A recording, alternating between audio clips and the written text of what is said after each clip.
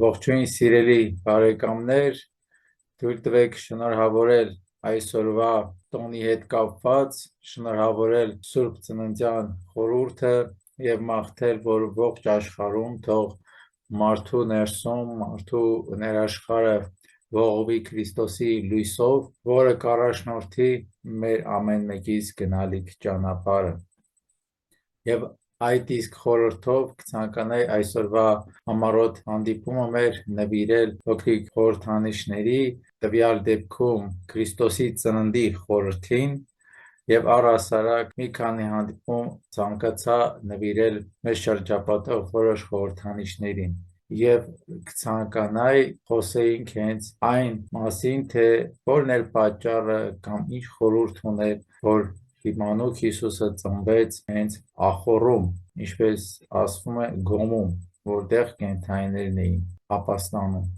Ամբողջ խնդիրը նրանում էր, որ Հիսուսի պես լուսավոր էակը սկսած իր մարմնական ծնունդից մինչև խաչելություն ամբողջ իր կյանքը խորհրդանիշ դարձրեց մեր ինքնաճանաչման համար։ Իսկ ինչ կնշանակեր հենց ախոռում ծնվելու խորհուրդը։ Կա հնդկական փիլիսոփայություն, որ ջրաշուշանը, այսինքն լոտոսը ծնվում է ճահճում, որը համարվում է աշխարհի ամենագեղեցիկ եւ ամենախորհրդանշական ծաղիկներից մեկը։ Ախոռի խորհուրդը հենց նրանում էր, որ բարձր գիտակցությունը կամ լույսը պետք է սկսի ամենաներքևից, ամենացածր տեղից կամ պետք է ծնվի հենց քաոսից, որը իր մեջ կներփակի աշխարհի կամ տիեզերքի ամեն մի մասնիկ։ Ահա որն էր խորհուրդը Մանուկ Հիսուսի հենց ախոռում ծնվելու, եւ ողջ պատմության իրադարձությունները տարան հենց այդ ուղղությամբ, որ տեղի ունենա ծնունդը։ Եվ Մանուկ Հիսուսը մեծանալով իր ողջ կյանքի ընթացքում իր ողջ գործունեության միջոցով ցույց տվեց ներքին աճի ճանապարհը, եւ 2000 տարի բոլոր մարդկությունը սպասում է Քրիստոսի երկրորդ գալուն, չգիտակցելով, որ Քրիստոսի գաղափարախոսությունը, Քրիստոսի լույսը առաջին հերթին մեր ներսում պետք է վերադառնա, մեր ներսում պետք է ծնվի եւ մեր ներսում պետք է տեղի ունենա երկրորդ գալուստի գաղափարը։ Ախոռի օրինակով սկսեցի մեր զրույցը, քանզի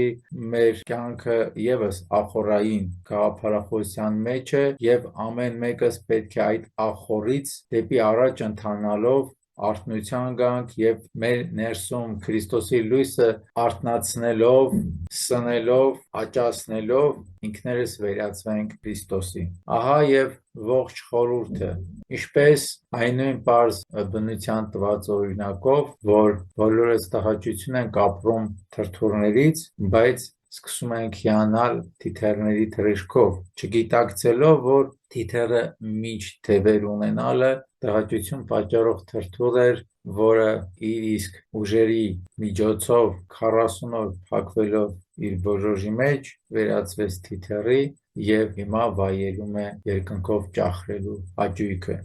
Մեր ամենքից տրված է թիթեռի վերածվելու, մեր ամեն մեկից տրված է թրթուրից վերածվելու թիթեռի։ Ընտրությունը մերն է, փոխարեն սպասել, որ մարմնեղեն Հիսուսին պետք է մի օր տեսնենք, կարելի է մեր ներսում տեսնել Քրիստոսի երկրորդ գալուստը։ Միայն այդ ժամանակ արժանի կդառնանք ներկա գտնվելու այդ գալստի հաճույքին։ Այնպես որ սիրելի բարեկամներ, սիրելի հետևորդներ, մաղթում եմ այսօր, որ ողջ աշխարհի մարդկության ներսում նորից ծնվի եւ վերածնվի Քրիստոսի լույսն ու սերը։ Մաղթում եմ, որ ամենքի ներսում հաղթական տեղ գրավի իրար հանդեպ ներողամտությունը եւ առհասարակ մաղթում եմ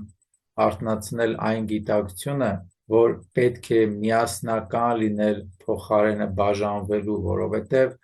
մեր ժամանակների աշխարհը ամեն ձևով բաժանում է մարդկանց իրար դեմ հեշտ իշխելու համար, անկախ գաղափարներից, թե ինչ գաղափարի կրող ենք, պետք է կարևորենք մեր միասնությունը մարդ գաղափարի շուրջ եւ թշնամանալու փոխարեն, իրար դեմ ելնելու փոխարեն լինել միասին եւ միայն այդ դեպքում է, որ կարողանանք ոտքի վրա կանգնել, պահել մարդու կամ հայ մարդու տեսակը, այնպես որ մաղթում եմ այս լուսավոր տոնի եւ լուսավոր օրվա կապակցությամբ լինել կայուն, լինել միասին, համախմբված եւ չմասնատվել տարբեր մասերի։ Թող Քրիստոսի օրհնությունը իջնի ամենքի օջախ։ Շնորհավորում եմ, մինչ հանդիպում։ Շնորհակալ եմ ուշադրության համար։